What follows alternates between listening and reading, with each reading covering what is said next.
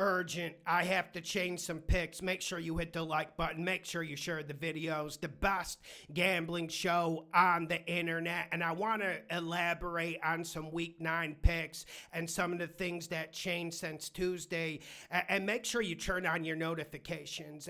And every single week, the last 4 weeks, we've been throwing nothing but winners out. And yet YouTube is suppressing your boy. Every single week, my impressions go down by 10%.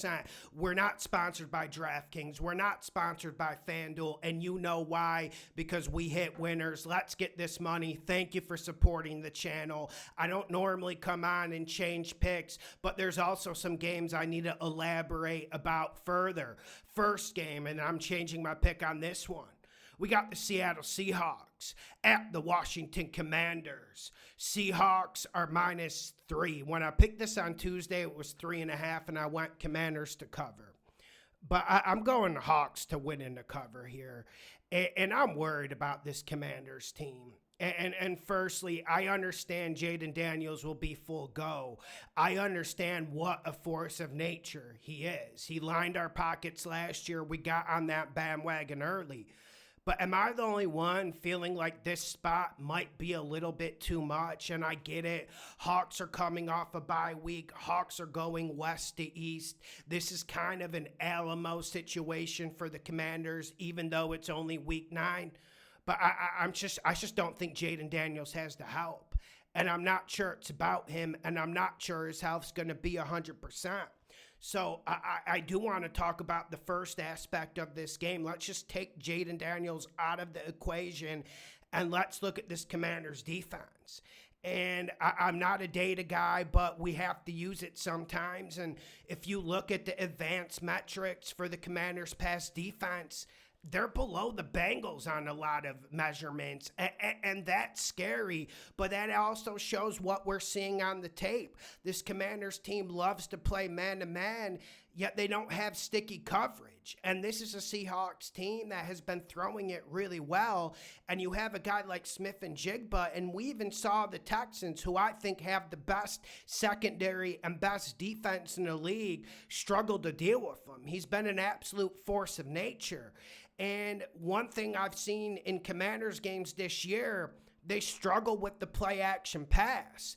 And not many teams other than Detroit do it better than the Seattle Seahawks this year. I know it's crazy to see. It's crazy watching Sam Darnold have this type of success. I did not see it coming. But at a certain point, we have to sit, watch, and sift through the film and adjust our priors. I'm also worried about the Commanders' injuries.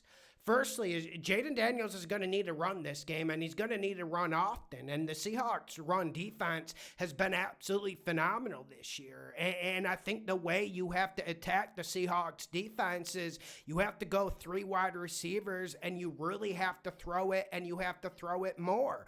And I'm just not seeing the dogs. The injuries are really creeping up on the Commanders. If they had Terry McLaurin in this game, it would be a different story. Outside of Debo, outside of McCaffrey, what do they really have? And even with McCaffrey, he's getting open, he's getting separation, but we haven't seen that translate into yards or production. So it comes down to, can Jaden Daniels pull rabbits out of the hat all game? Can the Commanders get the run game going? I can't see the Commanders getting the run game going. And just going back to last year, we're not betting last year, but after Jaden Daniels came back from injury, it was a 2-3 week slump in terms of his rushing yards. So I'm not seeing where we're going to get the rushing yards from, and we got a Seattle offense.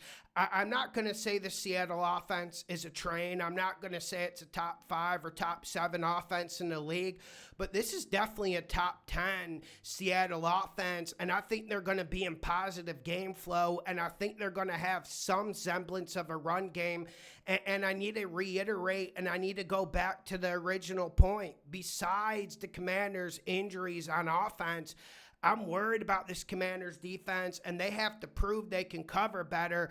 And I did like the way they looked against the Chiefs, but it's just not enough to me. I'm not saying I'm betting this game. I'm not lining up to throw down a big wager on the Seahawks, but I wanted to bring this to you before Sunday. I got the Hawks to win in the cover with the -3, changing the pick because I had the no names to cover 3.5 on the Tuesday video. Next game, and this is a game I told you guys I would dive into. I'm not changing my pick. I'm reiterating my pick. On some books, we're getting Jags -2.5. I'm going Jags to win in the cover. And firstly, Raiders fans are a big reason why I even have a platform and a channel. This whole channel took off when I picked, I believe the Raiders were home underdogs 5.5 to the Saints with Drew Brees, and I picked the Raiders money line. That's how the channel took off so long ago. But let's get to the Raiders team we're seeing now. And I know this Jags team is a little bit overrated, but I think there's quite a bit separating these teams in terms of talent, tiers, and dare I say coaching. And I know this isn't going to have any impact on what we see on the field on Sunday, but just a signing like Tyler Lockett made me feel disgusted and makes me think maybe Pete is chasing shadows. Maybe he's stuck in 2014, and that's fine. We all have a shelf life in this game, and I think Pete might be reaching it. And you look at a Jags team, and like I said, I do think this Jags defense is a little bit overrated.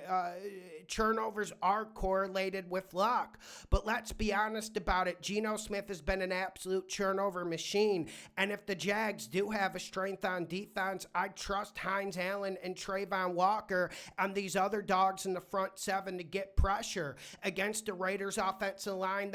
Let's be honest, it's been absolutely pathetic this year. We heard a lot of tough talk that the Raiders are going to control games at the line of scrimmage. The defensive line has, the offensive line certainly hasn't, and I still don't know if this team has recovered from the Colton Miller injury. So I think when you see Geno Smith under pressure, that increases his turnover tally, and we've seen it time and time again, whether it was last year in the red zone with Seattle when he was getting pressure, whether it's this year where he's just throwing interceptions for fun and costing games, and he's just he has a game in his hands like the Bears, and he manages to spit and shoot it away.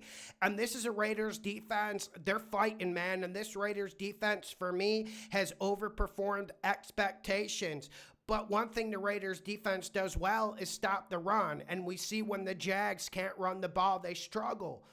But also, this is a Raiders pass defense that's not sticking near anyone, and I think Lawrence is going to have a big day. I know Travis Hunter hit on IR, but I think with guys like Parker Washington, these little periphery options, Thomas Jr. has a big game. I'm just seeing this Raiders secondary get gashed week in and week out, and they're funneling teams to throw the football. I think the Jags oblige, and I think the Jags throw it for over 300. I got the Jags to win in the cover. I wanted to see some glimpses of the Raiders on film this week, and it just made me more pissed off. Last game, and I'm not necessarily changing my pick on this, 49ers at Giants. 49ers are like 2.5, -2, -1.5, depending on where you place your bets. Man, I just don't think this is the slam dunk open case you guys do. And I get the fundamentals. Shanahan against Dayball. A 49ers team that needs to win the game. A desperate 49ers team that is fighting for their playoff lives and fighting for their supremacy in the division. Like, I get the factors. I don't like Dayball either.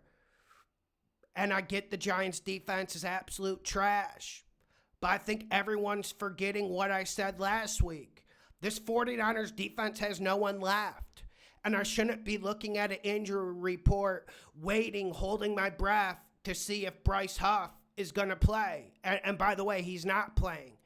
I love what Salah's doing on the defensive side. I love how Mac Jones has been battling this year. And I do think the 49ers will have a good run game this game. I just don't think this is a game you can bet.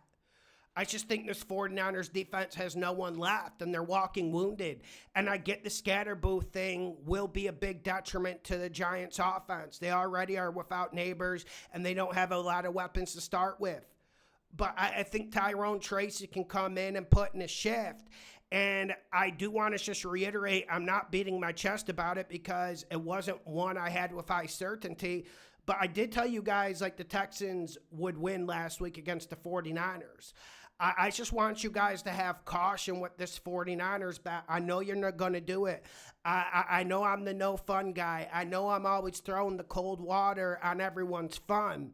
But that's why I'm here. I just want you to have extreme caution when you're going into this bet. Maybe look at the total. Maybe go over. I know the over is really inflated when you have a Jackson Dart, Mac Jones, maybe Brock Purdy plays. We'll see on the Friday injury report. But at the end of the day, I don't think it makes a difference. And go check out the player prop video because the props are going to be spinning this week. We were phenomenal with the player props. Let's get this money. The home of the money pick. Urgent update. Glad you're with me early on this Friday morning.